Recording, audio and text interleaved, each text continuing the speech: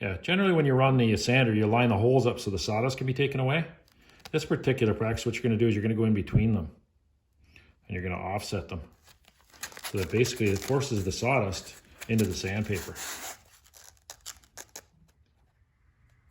Once I've established this and it's in place, next thing I did is I went up to cut a small piece, and I went up to my disc sander and I cut it on a bit of an angle like that so I can use the point to push the glue into the holes.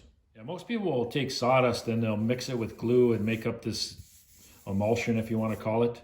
It usually looks pretty sloppy, and it's usually a long ways off the color of the wood. So I'm going to teach you a little simpler way to do it. So what you do is you have your glue. You take your glue over the crack and you just run it along the crack. You can't do massive cracks like this, but little ones, definitely. And what you do is you take that and you force it into the crack.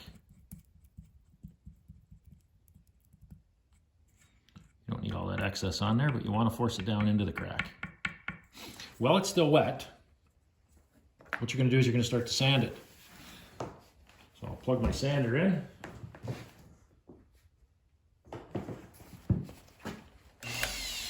And I will sand it while it's wet. You're going to see how it leaves kind of a shadowy. What I'm going to do is I'm just going to keep working it in there.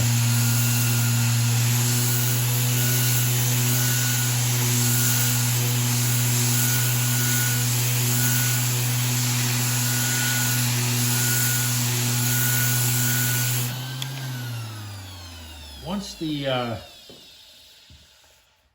shadow has gone around it, and you just let it go, you're going to notice that it blends in pretty good with the color. I'm going to sand a couple of the smaller cracks.